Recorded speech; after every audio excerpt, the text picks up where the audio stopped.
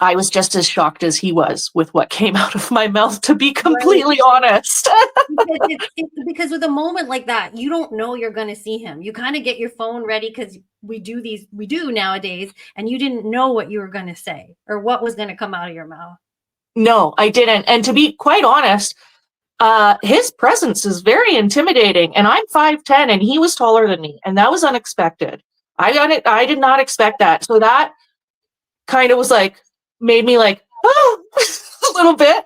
And then his handshake, Justin Trudeau's handshake is some serious business. That thing could rip a doorknob off a door. That also gave me a moment of like, oh, what have I gotten myself into?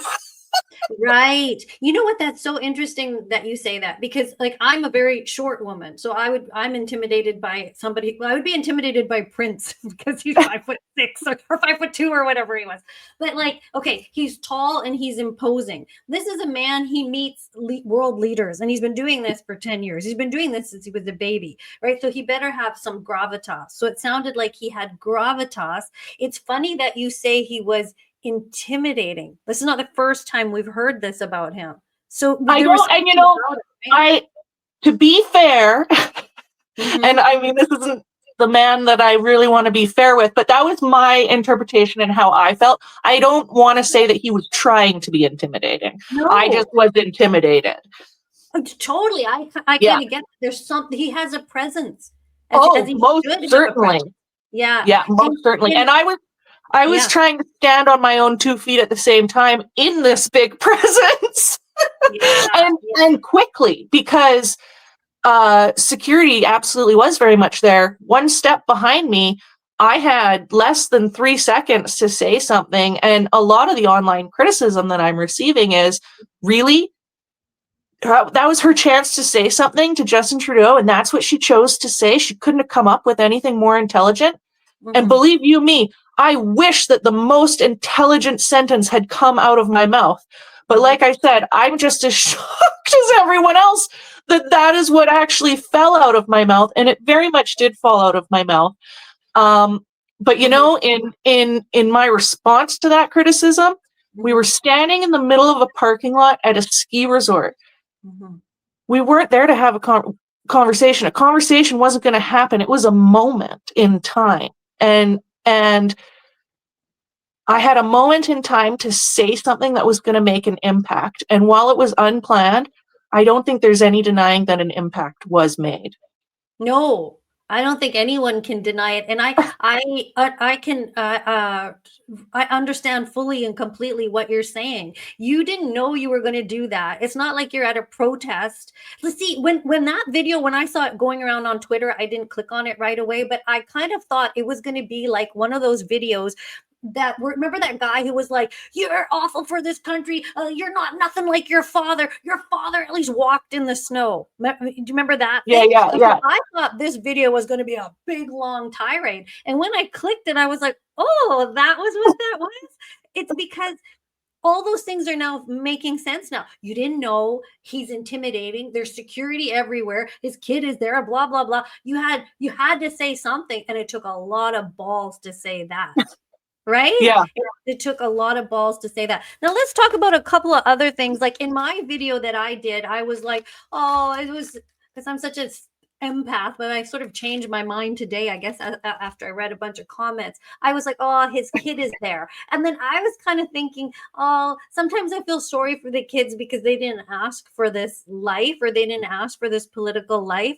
But people in the comments kind of pointed out, listen, girl, he closed down the whole ski resort, in a sense, not closed, but so that he could skip the lines. True. These vacations that his children get are all on taxpayer dime. Right. And some lady wrote to me in the comment, a great comment, where she said, I can just afford to put food on the table and some clothes for my kids. We don't play basketball. They don't go to ballet. They don't ski. I have no money, extra money for skiing. And I was like, damn. And she goes, and so if that kid has to, hey, fuck you or whatever, okay, sorry, fuck you or whatever, however you said it. Yeah, you said get the F out, right? So be I said, please. I said, please.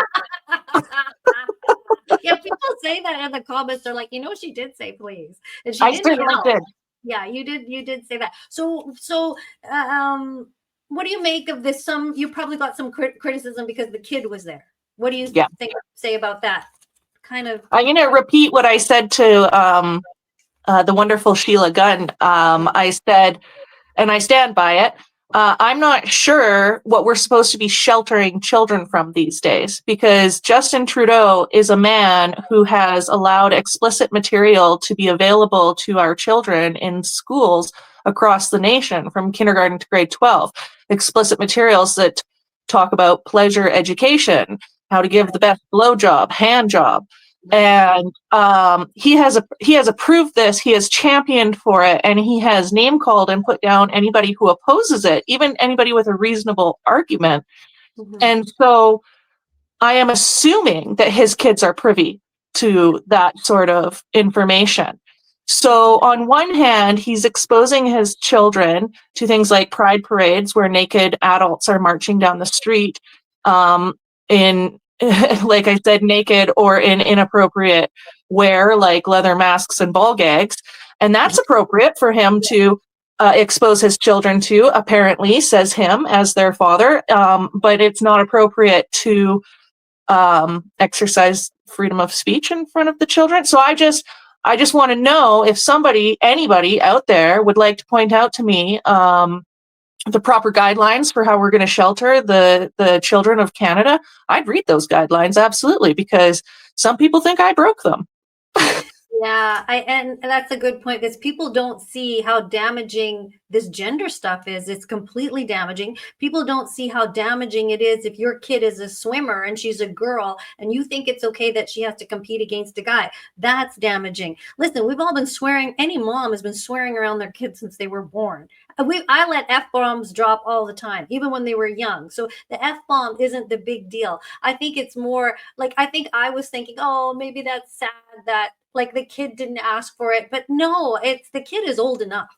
And the kid needs to see how people feel about his dad and what's been done to the country. Which brings me to my next question, is that obviously so many people are saying in comments and stuff how you said, oh my God, you said what they wanted to say if they could get up to him. So tell me, like, sort of your maybe brief synopsis. What do you feel about Justin Trudeau and what's happened to the state of our country that made you say those words? Justin Trudeau has inflicted more pain on more people than I can count in a relatively short amount of time in multiple different ways. And not once has he ever accepted accountability for it. Not once has he ever publicly said sorry, or that maybe he made a mistake, or maybe he went too far. Justin Trudeau is the king of doubling down on every wrong turn he has ever made. And all I did was say to him what I have been saying about him behind his back, and I got a chance to say it to his face.